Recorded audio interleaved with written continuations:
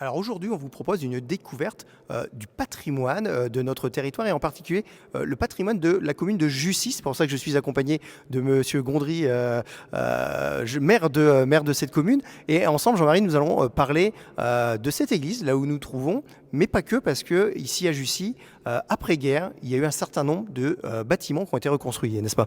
Tout à fait, bienvenue à ma télé. Effectivement, après-guerre, il y a eu la reconstruction à partir de 1920 et 6 édifices ont été inaugurés le même jour, le 19 avril 1925, à commencer par l'église Saint-Quentin. Vous aviez le monument aux morts, le pont du canal, la poste, la mairie et l'école qui se trouve derrière la mairie. Voilà. Donc des bâtiments emblématiques que l'on ne peut pas rater lorsque l'on traverse votre commune et qui, en 100 ans, parce qu'on va fêter leurs 100 ans bientôt, ont pour certains bénéficié de travaux de restauration et d'autres, il y en a encore besoin de travaux de restauration. On en parlera dans cette deuxième partie par rapport notamment à cette église. Mais dans un premier temps, on va rester ici. On rejoint Evelyne de Mémoire du Canton, l'association Mémoire du Canton.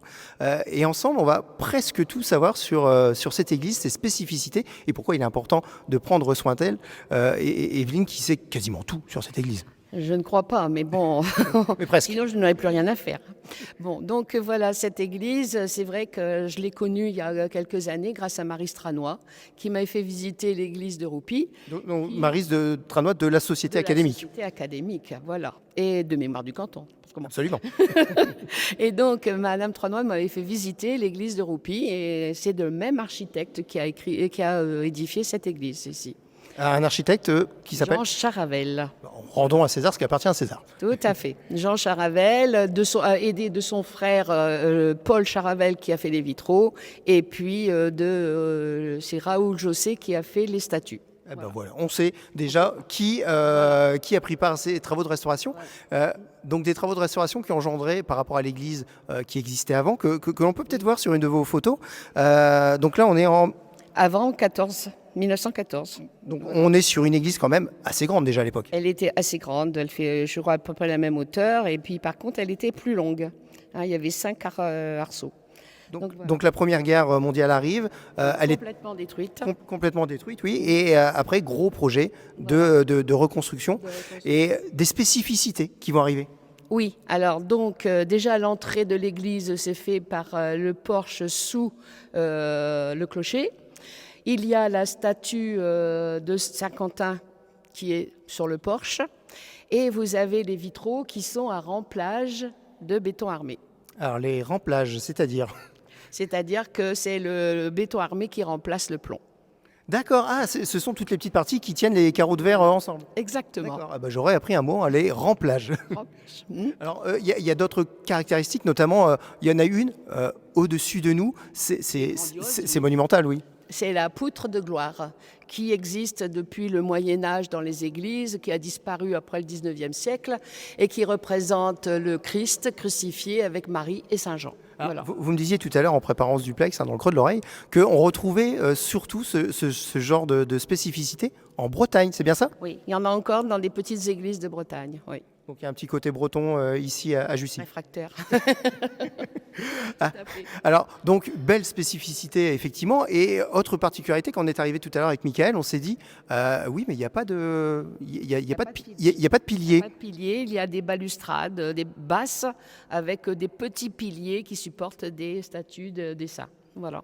Donc, effectivement, quand on arrive, on se rend compte tout de suite qu'elle est particulière, cette église. Alors, une église qui a été reconstruite après la Première Guerre mondiale, mais qui a aussi souffert des affres de la Seconde. Tout à fait. À partir de la Deuxième Guerre, effectivement, c'était un partage de Jussy. D'un côté du canal était occupé, de l'autre côté zone libre. Et effectivement, elle a été touchée par les canonnades, bien évidemment. L'obus qui a traversé le toit de l'église et qui l'a beaucoup abîmé, mais bon, ne pas démoli complètement, quoi. Il y a quand même des choses qui ont été... Les vitraux ont été refaits, bien sûr, et puis, le chemin de croix, qui était un grand chemin de croix en bois. Voilà. Et remplacé par un plus petit. Moi, j'ai une question. Tout aussi joli, effectivement. Alors, moi, j'ai une question, mais où est passé l'ancien chemin de croix? Alors là, c'est encore une question à poser à la société académique ou à monsieur le maire.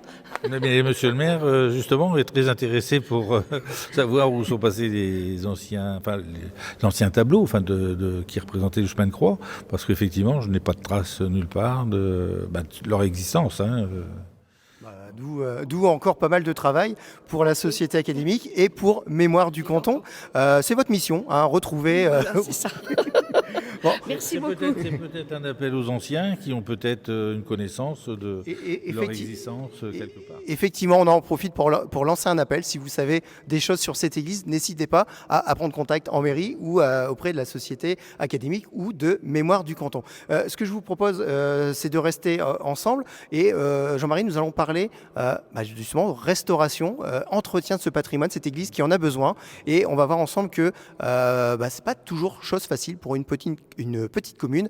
Restez avec nous, on se retrouve dans quelques instants ici à Jussy.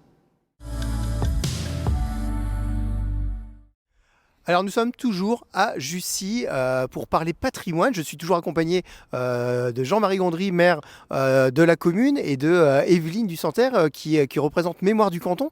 Et ensemble, on va parler maintenant de l'entretien, on va dire, de ce patrimoine et des difficultés que peuvent rencontrer certaines communes face à ces problématiques qui nécessitent des investissements colossaux. Mais avant de rentrer dans ces détails un peu financiers, Jean-Marie, j'aimerais que vous me racontiez un peu comment vous vous êtes rendu compte que cette église avait besoin qu'on vienne à son aide. Écoutez, facile. En 2017, nous terminions le ravalement de notre mairie. Aussi de la même période, Art déco, et je m'étais aperçu qu'il y avait une de nos gargouilles de l'église, il y avait un fer à béton avec un bout de béton qui pendait, voilà. Donc là, les gargouilles, on peut les voir sur les images de Michael, c'est les éléments les gouttières en fait, on va dire. C'est les gouttières, en fin de compte c'est le terrasson qui reçoit l'eau, puisque c'est une structure béton ajourée, vous pouvez remarquer, et en fin de compte l'eau s'écoule par les gargouilles. Et pour éviter que ce fer à béton se casse et tombe sur la nef, sur la toiture de la nef, j'avais demandé à une nacelle qui se trouvait sur la façade de la mairie de venir nous couper le morceau de béton, et le grutier nous a dit, m'a prévenu en disant, mais vous connaissez l'état de votre clocher, de votre église? Je dis non. Donc nous sommes montés tous les deux, braves, à 30 mètres de haut là pour constater les dégâts. Et effectivement, j'ai fait plusieurs dizaines de photos, une soixantaine. Et depuis 2017, nous sommes sur ce sujet, en fin de compte, de restauration de cette église, parce que le gros du problème, c'est la structure autour du terrasson, c'est-à-dire la base même du clocher. Oui, alors justement, comment ça se passe alors? Le clocher n'est pas du tout touché, mais c'est la base du terrasson, c'est la base du clocher, c'est-à-dire le terrasson qui contient en fin de compte le beffroi. Le beffroi, c'est une armature métallique, des poutrelles métalliques, qui soutiennent 3 cloches. Au total, il y en a pour 1,8 tonne.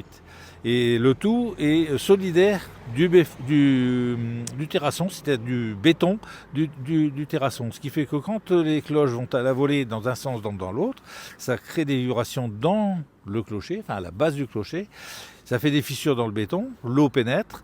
Le gel, ça fait rouiller les ferrailles qui se trouvent à ce niveau-là, et effectivement, le béton éclate, et il peut y avoir des morceaux de béton qui tombent, etc. Et nous avons des dégâts assez importants à travailler, à restaurer, pour justement repermettre à la fois aux cloches de sonner, parce que depuis 2017, nous n'avons plus une seule cloche qui sonne, ni l'appel de la messe, ni l'appel pour les enterrements ou les mariages. Le clocher s'est tu depuis cette période. Tout à fait. On a gardé simplement le tintement des cloches, parce que c'est un marteau qui tape la cloche pour marquer les... Là, il n'y a pas de mouvement de balancier. Il n'y a pas de mouvement de balancier, c'est simplement pour marquer les heures et les demi-heures. Voilà. Donc on imagine effectivement l'ampleur de ces travaux. Et Evelyne, vous qui connaissez bien le territoire, des églises qui ont nécessité des travaux de rénovation, de restauration, vous en connaissez peut-être, mais peut-être pas avec des problématiques de ce genre. Non, à ce point-là, non, je ne pense pas. Le principal, c'était des intérieurs d'église à refaire, à repeindre. Donc, il y en a eu deux à Artan-Tunier-Pont avec des chantiers d'insertion. Et puis, à ce recours, hein, je crois que vous êtes au courant du problème. Paul a dû en parler, qu'il y a quelques travaux à faire et là, du bâtiment. Là, On l'a vu effectivement pour notre émission Au cœur des communes. ouais. Là aussi, des travaux en conséquence. Donc, qui dit travaux, Jean-Marie, dit financement. Et j'imagine que ce n'est pas facile de trouver les aides, et d'autant plus dans un contexte compliqué comme celui que nous connaissons en ce moment. Le contexte économique n'est pas là favorable pour nous, hein, effectivement. Depuis 2018, nous avons fait le nécessaire pour avoir des devis sur ces travaux, estimés tout à moins de 200 000 € dans un premier temps.